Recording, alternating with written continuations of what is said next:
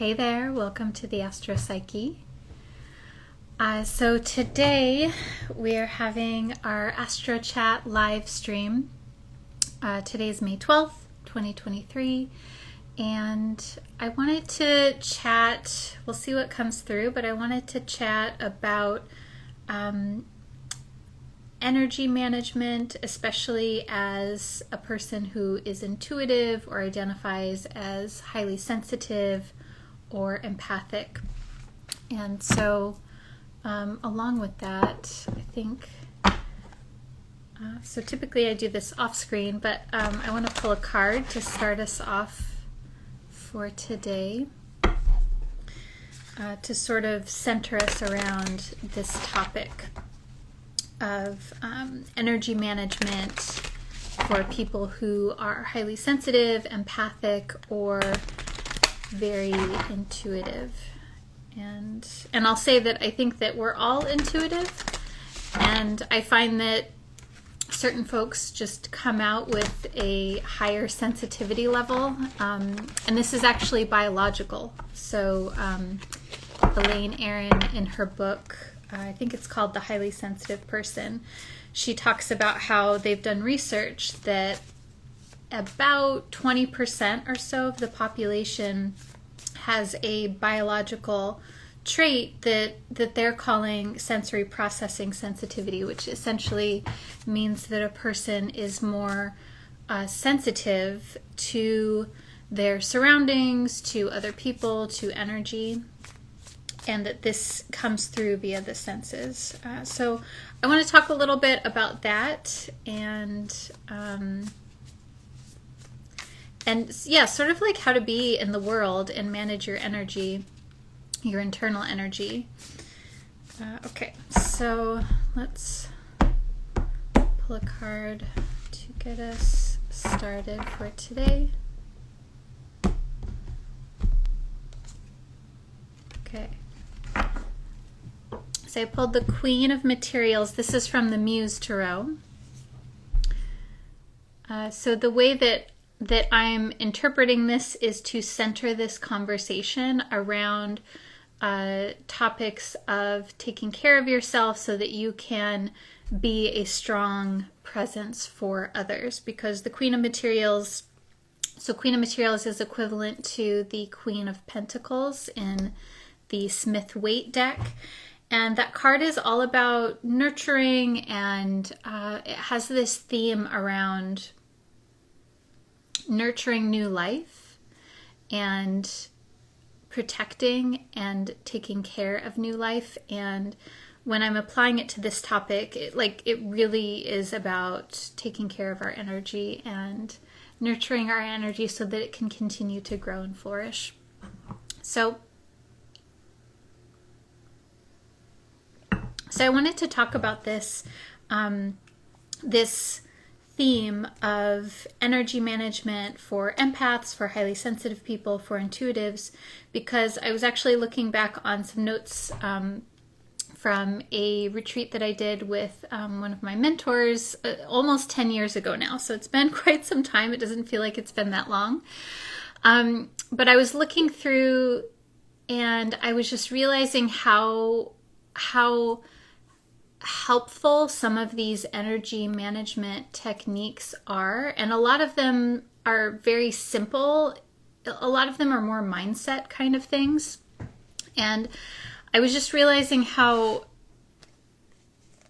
I still continue to integrate these ideas into my life, and how easy it can be to let the things go that we know that are helpful for us, that we need to do, and that it's a constant practice, and that it changes over time too. And that I find that I need different things for different seasons.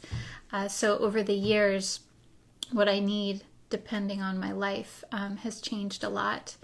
And so one of the concepts that I feel is very pivotal in the way that I manage my energy is that that I'm constantly using some sort of light visualization to either clear my energy or create a protective space bubble around myself. And that, so to back up, I was also thinking about how meditation and things like Reiki or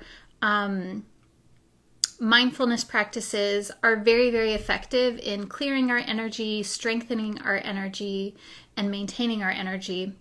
We can think of this as strengthening the aura, the space bubble around us. We can think of it as strengthening the energy centers in the body, the chakras. We can think about it as strengthening our ego, our sense of self. Like, all of these things are subtle energy that we have. It's something that you can feel from someone. And it's not, you can't really like point to it exactly. It's more of a feeling. So when we feel good, when we feel energized, when we feel connected to ourselves, our energy is strong and vibrant, and we are well resourced. Now, as an empath, and I'm going to use the word empath and HSP, highly sensitive person, and intuitive interchangeably, because those are all sort of different ways of saying essentially the same thing for me.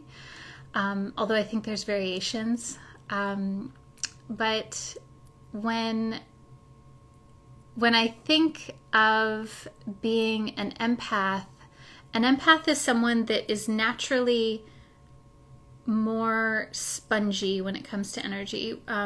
We're able to feel into other people's energy, the energy of a situation, and we don't always know logically what it is that we're feeling, but we feel something. And because that sort of like boundary, so to speak, is more diffuse, there can be a confusion around, like, we can tend to think that someone else's feeling or the energy around a situation is something that is ours. And this usually happens because someone else's energy is connecting into something that is inside of us. So it's kind of like there's like a hook there, so to speak, energetically.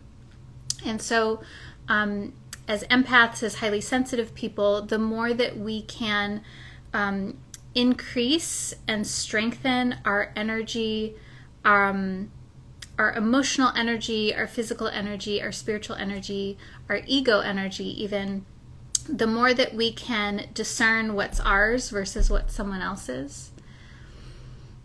And the more that we can stay connected to who it is that we are. So I think that a lot of confusion in, at least I'm thinking about when I'm doing readings for folks, a lot of people come in for an astrology reading because there's some confusion or not knowing what to do in a situation. And I think that astrology is so great because, like many other symbolic tools, it helps us to connect into what is ours, what is happening internally, and then what's happening in the weather outside, so to speak. And I think I started to say that I find that meditation, energy work, those can be mindfulness, those can be ways of reconnecting to ourselves that are very helpful, especially if we do it over a long period of time and we're consistent with it. But I think that it can be very difficult to maintain a meditation practice or a mindfulness practice if we're very dysregulated or if our energy is sort of feels very swirly already. It can be very difficult to find that inner anchor. And I think that even if we are meditating and have our mindfulness practice, that can actually make us even more sensitive as an HSP or as an empath or as an intuitive. And and I think this depends on what kind of mindfulness, what kind of meditation practice we're doing. I find that some meditations tend to make us more sensitive. Some tend to strengthen our energy boundaries so that we're still sensitive, but we're not as like jarred around when we're out in the world. And so I share this because I think that it's this constant checking in and finding what is right for you. And I think that I was also thinking about being in the world. You can't just be like, oh, I need to go meditate for a moment to center myself. We can't always do that. And so I've been thinking a lot about returning to when we're in a difficult situation, having a difficult conversation, or even just around other people who are very stressed and dysregulated, that as an empath, it's very helpful to maintain your own energy, and do that even by, when you're in the room with someone, visualizing yourself in this bubble of light and visualizing your energy being very bright and vibrant, and sort of almost pretending that you are regulated yourself. And I think that it sounds so simple and just do that, but it's really not simple. But it also, just having this in mind can really change things, because it helps us to remember that our job as highly sensitive people is to maintain that alpha energy in the room, so that our energy is grounded and secure and regulated, ideally.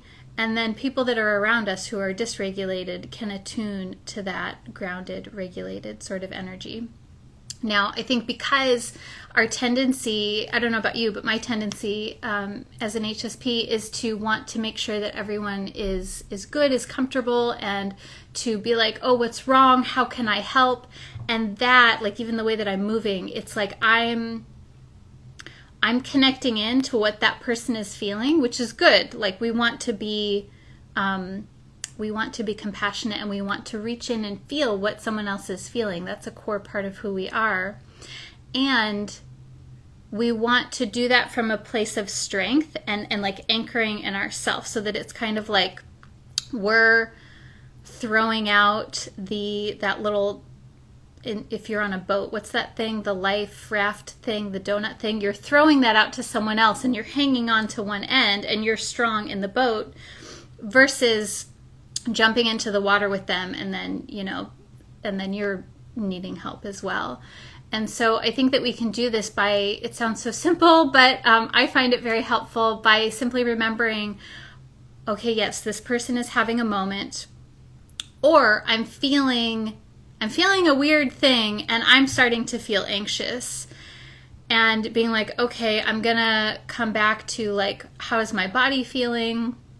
I'm feeling anxious, or I'm feeling this in my shoulders, or I'm feeling something in my gut, or I just feel really, really anxious. And is this mine? Is this because of the situation? And I think there's a few different things that we can do here. We can start to slow things down like that. We can even start to notice where our mind is going if we're going to something that is stressful in our own lives. And I think that can be part of the confusion, is that we all have anxiety, we all have low moods, we all have our own stuff going on.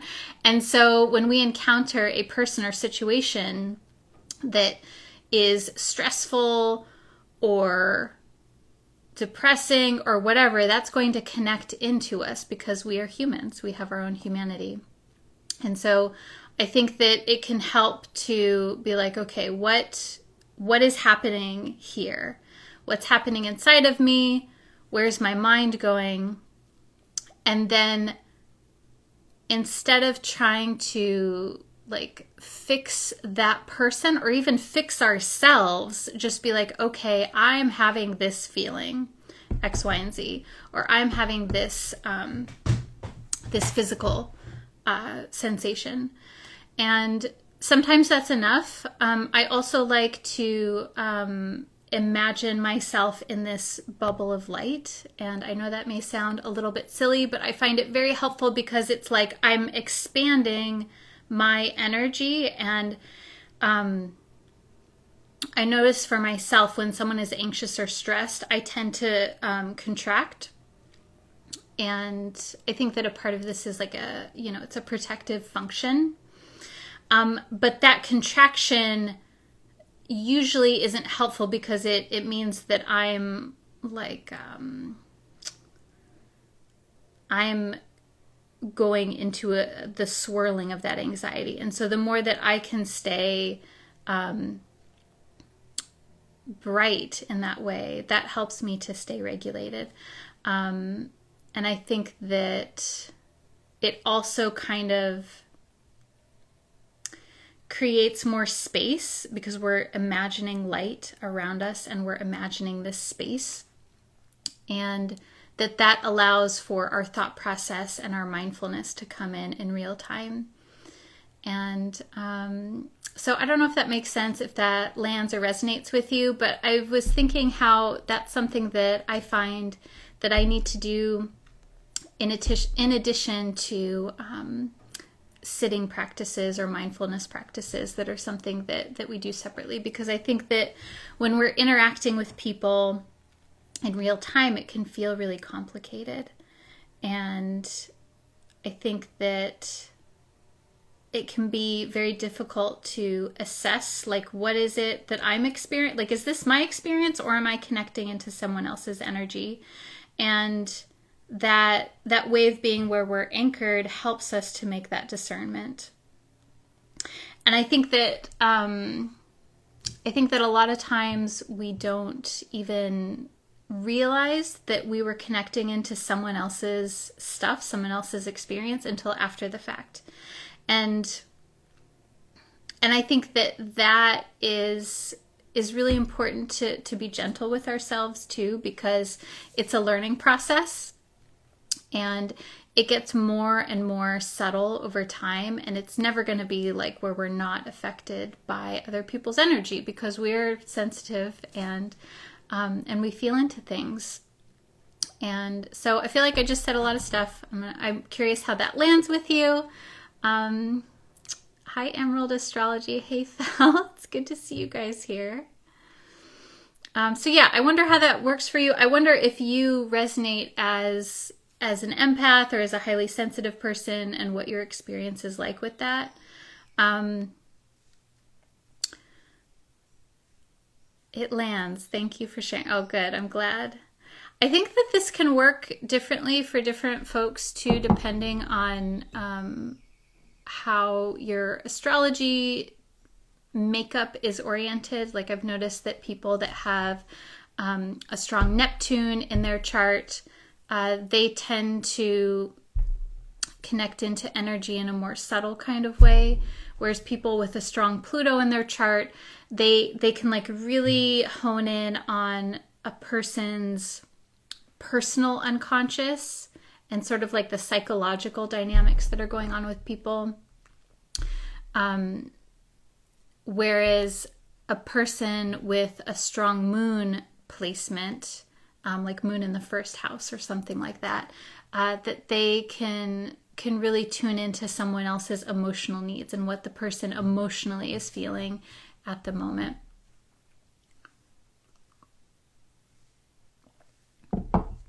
Emerald says, I'm definitely an empath. I have a super strong Pluto and moon.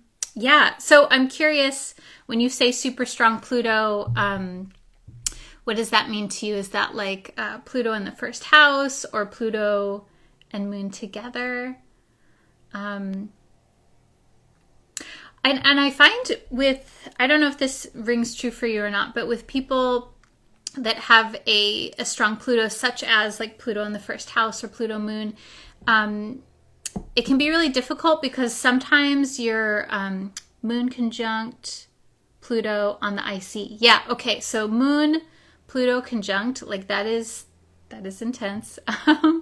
But yeah, that also makes you incredibly, it's a symbol of someone that is incredibly empathic. And I find it can be kind of tough for folks, especially in the early years of life, because it's kind of like you're so hooked in to the unconscious energy of a person that it's like, okay, this is something that I was thinking about. Okay, so it's kind of like you're like connecting into someone else's unconscious, but usually we don't even realize that we're doing that. So we're unconscious that we're feeling someone else is unconscious. So like we're both unconscious in the equation. And then ideally over time, we become more aware of what's going on. And we realize that like, oh, I'm feeling this thing, but I'm actually feeling this other person's emotion, and I'm actually keying into their stuff. And I think that we can verify this by when it's appropriate, when it feels appropriate. I think this is easier when it's someone that's like a friend or someone that you're close to, or even a partner. Be like, hey, like I'm feeling this, I'm feeling really anxious right now, or I'm feeling like something is going on with you, and I can't really point to it, but I'm feeling this certain kind of way, and I wonder if that, I wonder if that resonates with you. I wonder how that, if that makes sense. And I think that we can sort of like verify. And I'm often surprised that I'm like feeling something, and then when I name it and bring it up with the person, it's often not what I thought, but it's like something else. And so I think that can help to bring awareness through into the Pluto. And I think that Pluto loves psychology too. So the more that we can understand psychological dynamics, that helps us to make sense of things. Yeah. So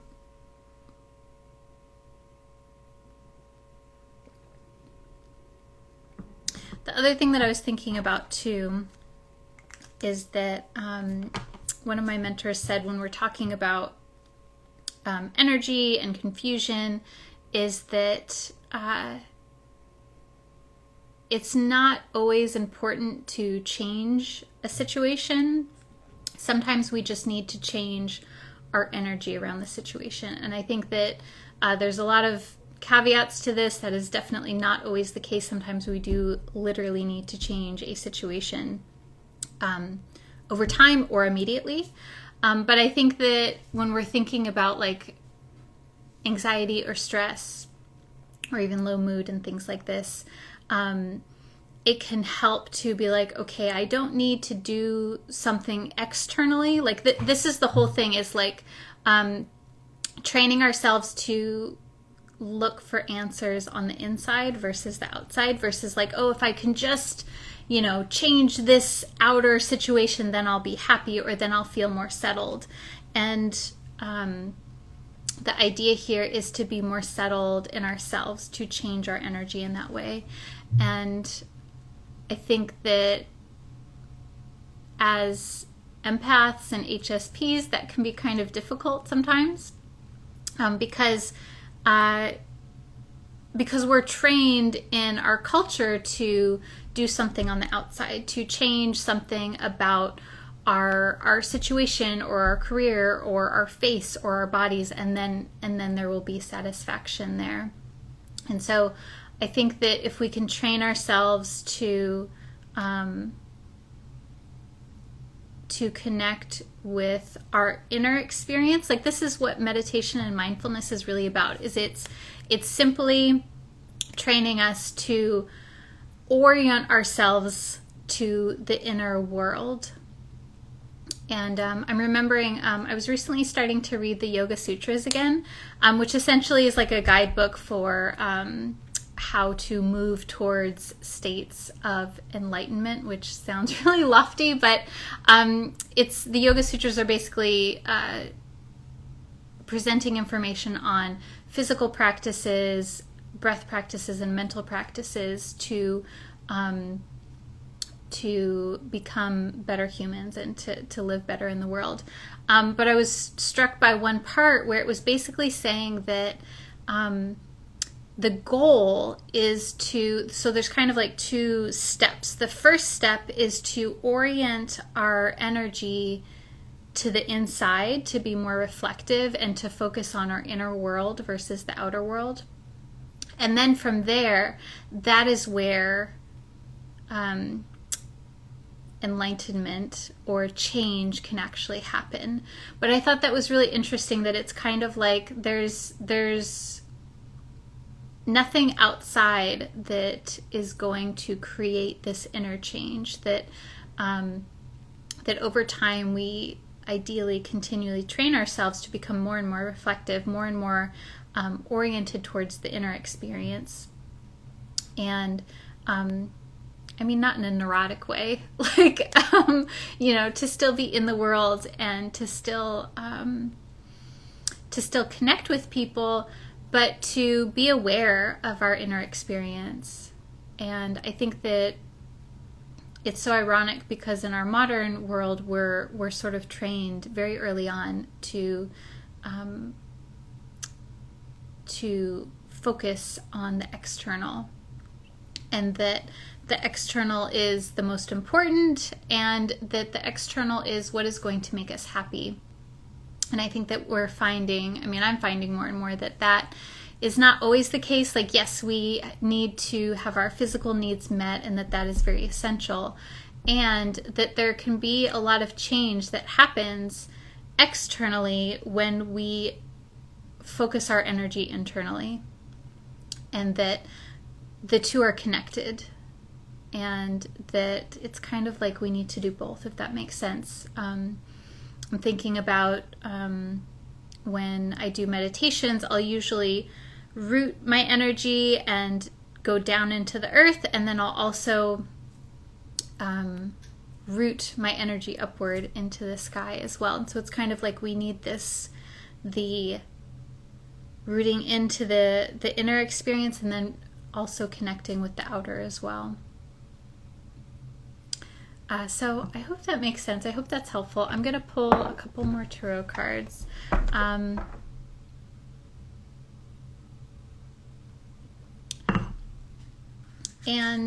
this, I'm thinking back about the card that I pulled at the beginning too, the Queen of Materials. So like this whole card is really about that. It's about the inner and outer. It's about the inner caretaking, as well as that, or rather, let's see, how do I say this? The Queen of Materials is about taking care of the inner, like that gestation process, and taking care about the inner experience, and that leads to power and success in the outer experience. So I'm going to pull 3 cards to sort of seal this up.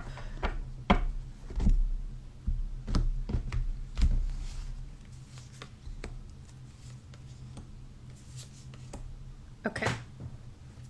So I pulled the 4 of Inspiration, which is the 4 of Wands. So this card is about celebration. This card feels about what's leading. It feels like what's leading into the weekend. And look at these people. They're meditating together, and there's a line connected from the top of the head up to the sky. And so this feels powerful too, around connecting with people that are on your same wavelength, even connecting with people who are also empathic or highly sensitive themselves, and that helps to elevate. I pulled the Ace of Emotions, Ace of Cups. This card is so beautiful. It has this person that's sort of like rising up out of the ocean, and they have a flower on the top of the head. So this feels like new energy rising, and I'm also noticing that the circle around the person is like this circle of water. So this feels like really allowing your sensitive gifts to rise, and to allow for that process to happen organically, that there's some new energy coming here. And then the 6 of Inspiration is the 6 of Wands. And so this card is about success. This card is about it's about celebrating your success as well. And it's really interesting. I'm like, this card, the figure also has a symbol on their head, a star on the head. And I'm feeling like connecting with the core message here that I'm feeling is that connecting with other people who also share your values and your sensitivity is going to allow for new energy to arise in you, and that is going to lead to a celebration and a success. And Six of Wands is about worldly success, like practical success, not necessarily on the inner. So kind of mirrors what we were talking about, this like the inner and the outer being connected. And yeah, it feels like it starts with this card. Also, the Four of Inspiration. This could also be connecting with your ancestors or spirit guides that you have. And I'm saying that because the figures, they're sort of sitting on this rock that's like floating in the sky.